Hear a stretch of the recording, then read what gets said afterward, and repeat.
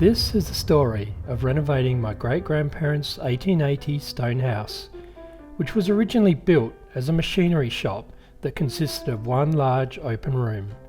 My great-grandfather enlisted the help of his two brothers to convert it into a home.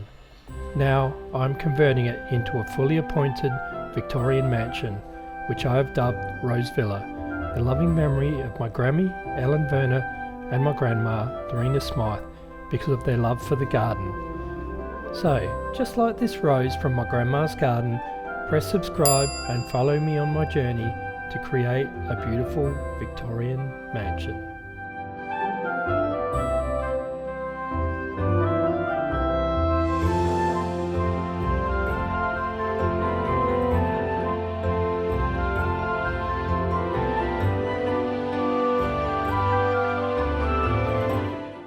So the first room that was renovated, so there's quite a bit done in here.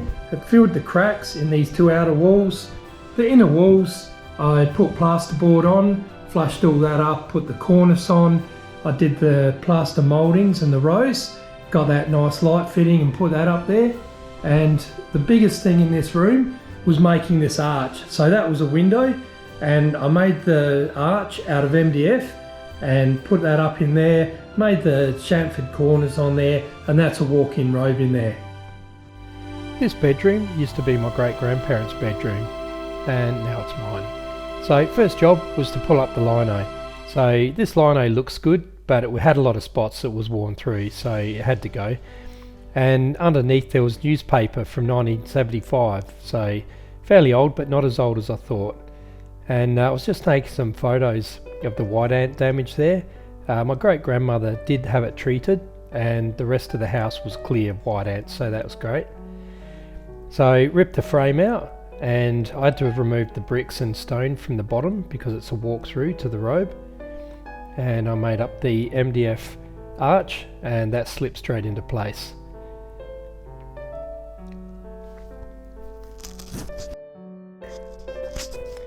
So just filling up the holes around now with some plasterboard and flushing it. So now we're over to the doorway. So the door used to be just a small door, so I widened it and I made it a spot for the transom above. So I made up the frame, and that also just slipped into place. You can see the plasterboard that I put on the walls there, and the other two walls were outside walls, so that was solid stone. Unfortunately, I didn't get any footage of installing the cornice and the plaster mouldings, but I will on the rest of the house. So I started off with this yellow in mind, and since then the house has changed directions, and I will possibly change this at a later date, but for the meantime it's quite nice.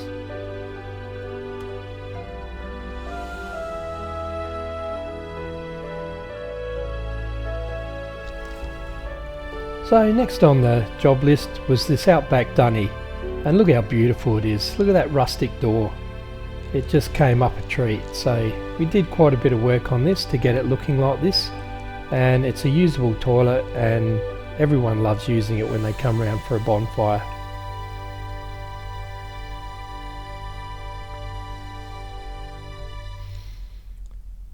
So first up, we removed the door and we took it into work, and I sanded it down, painted the back white, restored all the hardware, and I love that dent in the knob. That just is real character. So yeah, we oiled the front of it, and that's a beautiful door, so real happy with that. Next up was the frame. So we pulled it apart, cleaned it all up, re-glued it and strengthened it up, and it went back in virtually untouched. I just had to put a hardwood doorstop on there and just leveled it up because it wasn't sitting level, and that door worked like brand new.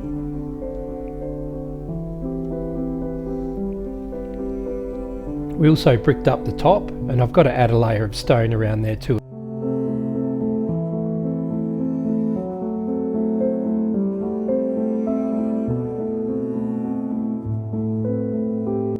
So the kitchen arch, that has made a huge difference to the house. Opened the room right up.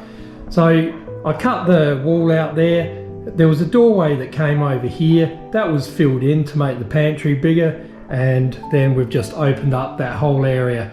Makes it much more open and inviting into the kitchen.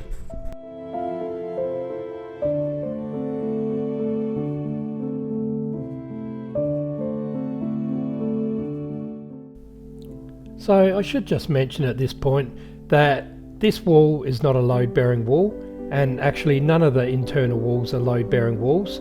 As I mentioned at the start of the video, this was originally just one big open room. So all these internal rooms were just put up as partitions basically. So the beauty with that is I can just cut and sharp whatever I want to do with the walls, and it has no effect on the strength of the structure. So yeah, all those studs, just cut them out, do whatever I want to do. So that was a real bonus of this house.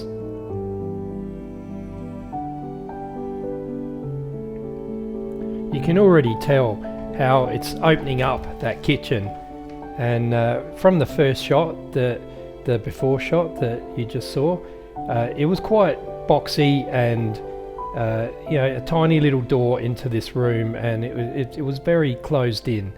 So by opening this up, it's just made it so much more light and you know, easier. The flow through the house is better, and it just, yeah, it's so much better. So we're all getting in there. So we got Julie, my wife, and my son Cooper helping out here. Can't do everything myself, but it was a good fun all getting in and helping out. So you can see the look now. It's really made a big difference, and I'm really happy with it.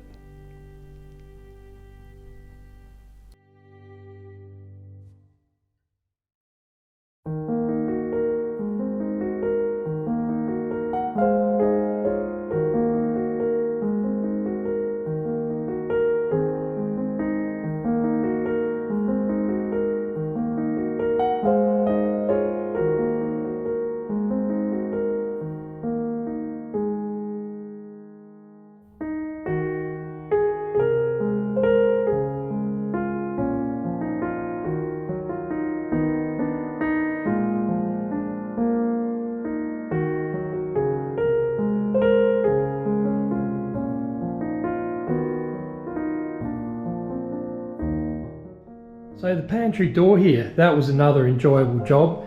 So you can see I've made that all one piece with the ventilation with the fly screen at the top, and I've got the Victorian style door with a nice brass handle.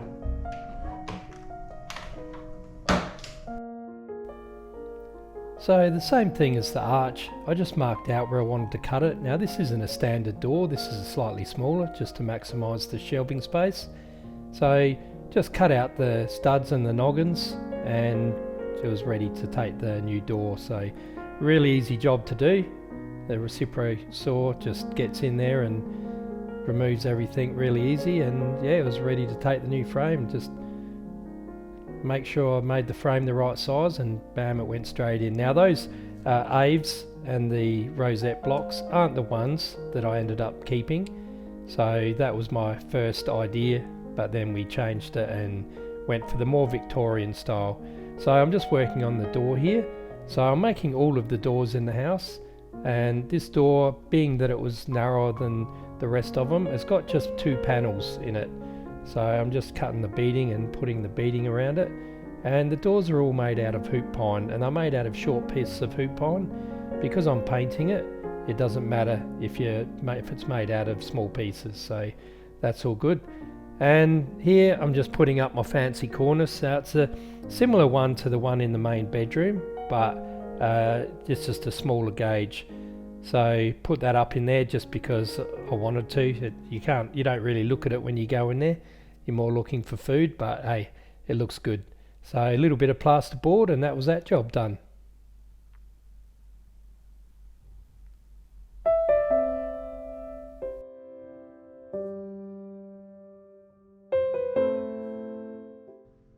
So I apologise that the wood grain isn't finished, but these pocket doors are one of my favourite things in the house. So we've got 2 sets, so that those doors that go through to the parlour, and this set that go out into the hallway. And yeah, it's made a real big difference to the house, and when you open them up, it opens up the whole house. So yeah, really happy with that. So once again guys, cutting holes wherever I want to. So I've marked this out, and these pocket doors in the dining room are 2 meters wide. So they're 2 meters wide and they're 9 feet high, or 2700 high. So nice big doors, and it opens it right up. So just had to cut through, remove the old plasterboard and hack my way through those studs and noggins and removed all that. Quite an easy job to do and quite satisfying, so it doesn't take long to get a big hole in the wall.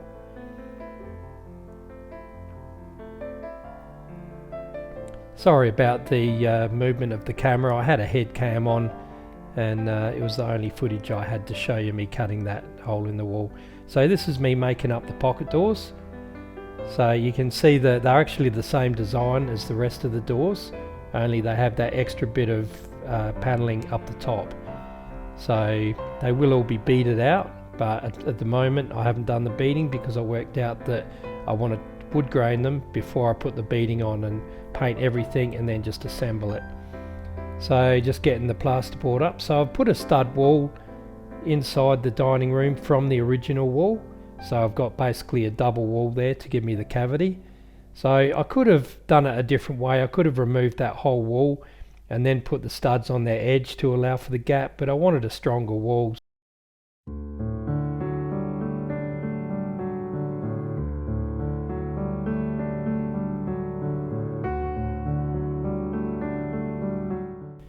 So next up in my 2-year renovation, I made a new front door. You can see the front shop doors there that were 2 narrow doors.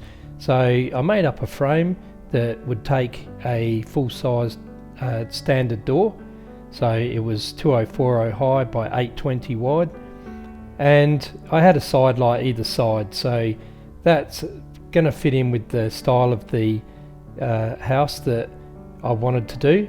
But this is actually not the door that I kept at the front, but I thought I'd throw it in and show you that, you know, I built this. I spent quite a bit of time building all this, installing it, and then I decided that's not what I wanted and I changed it. So this was a nice front door, but I came up with a better idea. So I can use this frame and door out the back, and that's what I plan on doing. So it won't be wasted.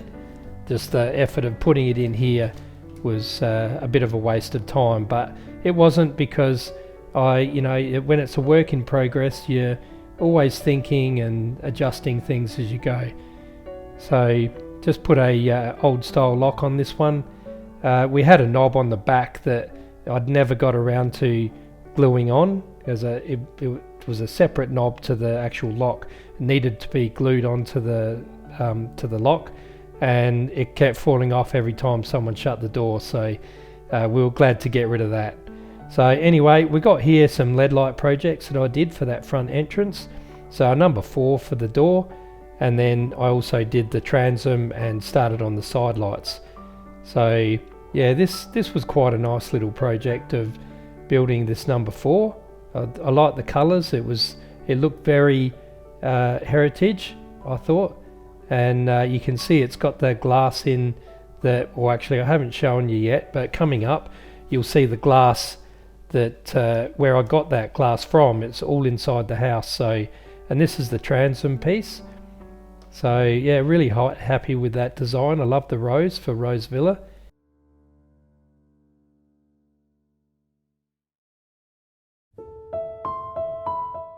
So this is one of the petitions that was in the house. So I've managed to salvage this beautiful glass and using the LED light panels. So there was 2 more of these petitions in the shed. So I've got a whole heap of that glass. So it'll be enough to do all of the LED light panels for this house. So the hallway niche here, it's another element that's added a huge amount of feel to the house. So as I said, I bought that pantry wall out. I've made these little nibs on either side, made that arch up also out of MDF, and picture rail, painted it all, done the chamfers down the corners and the wainscoting paneling at the bottom. And yeah, we love this little niche here. And we've got this little antique here. It's a little phone stool that was my grandfather's furniture before he was married.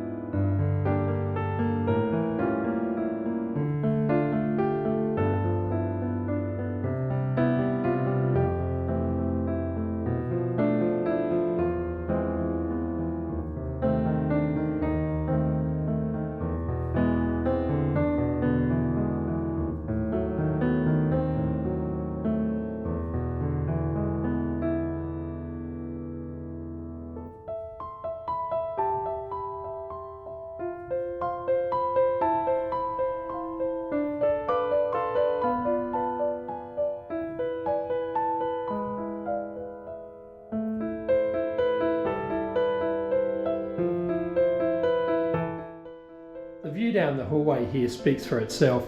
We've got the parquet flooring, we've got the wainscoting, which we've still got more to do down the other end. We've painted the green is called Glass House Mountain, beautiful colour, and we've got hog bristle at the top there. And then look at the ceiling. The ceiling, we've got the cornice with the rose pattern in it for Rose Villa and for my great grandparents, or my great grandmother and my grandmother, and the ceiling rose. So we're still working on this, but it's starting to come together. The parquet flooring is herringbone pattern, and I've just put a little bit of fancy edging around it just to dress it up. So yeah, we've got all the arches, and then we come down to the entry. So I'll turn you around so you can see another look at that. So yeah, you can see the hallway. Just looks beautiful, just beautiful feel, and really getting that Victorian look now.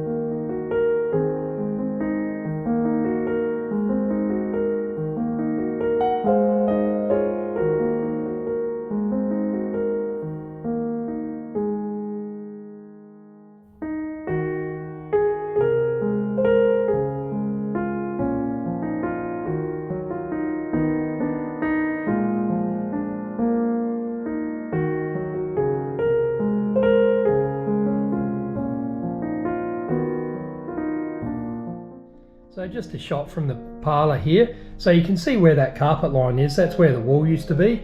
So that wall was removed all the way through, and I've since built that entry.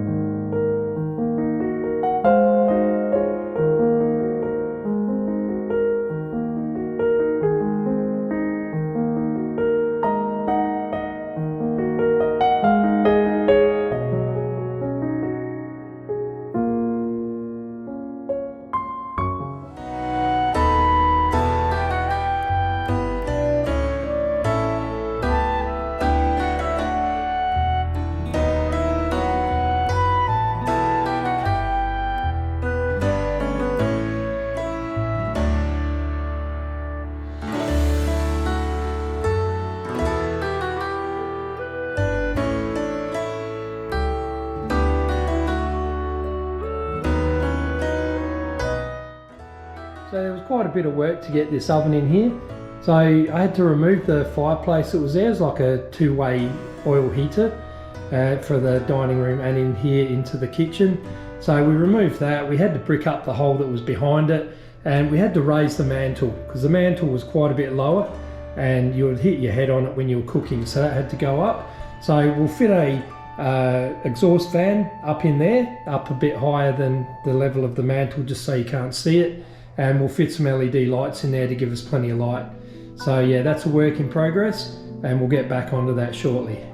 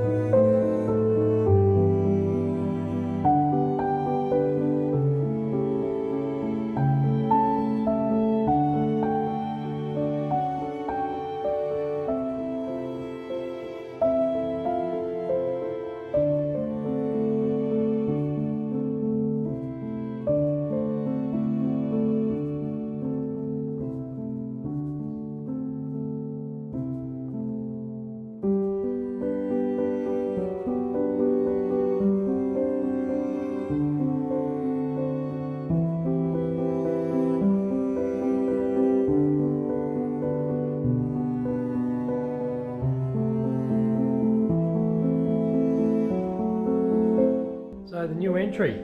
So we've got a mirror image on that side, goes into the room there, which is going to be the office. So there's going to be LED light panels either side, and I've put the door that's going to be LED lighted all the way through there, and it's going to have the rose pattern for rose villa once again, and up in the transom. So one of my proudest achievements, this entry. So I'll take you in and show you a look inside. So looking back down the hallway, we've got the transom and the door there. This is the LED light panel that will be on both sides. So we've got the wallpaper, which we were going to paint the green colour, same as the hallway, but we like the look of it as it is. So we'll keep that. And it's all panelled out, and the coffered ceiling. So the whole room will be finished with the panels like that, top and bottom. So the panels are also down the bottom, finished, as you can see. And then the floor, this parquet flooring here, is in a pattern called tumbling boxes. And this was a pattern that my great grandmother used to make pot holders out of. So I wanted to use it here in the entry. And then we got the back of the door, huge front door, and the curved architrave that goes around it. I've still got some wallpaper to put on either side. They ran out of stock. I'm waiting for the new stock to come in. So yeah, that's as far as I've got so far.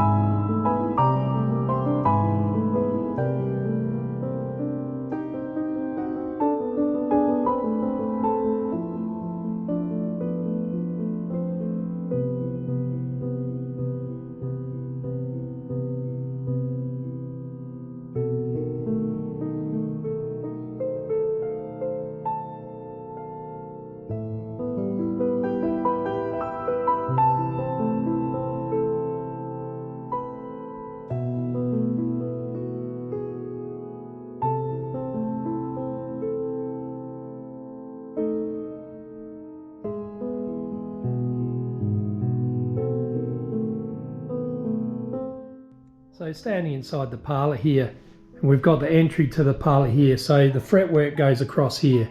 So I've taken it down to paint it and wood grain it, and then it can go back up shortly. But when that goes back up with the same wood grain finish as that, and the bars on it will be this hog bristle colour, I think it'll look beautiful.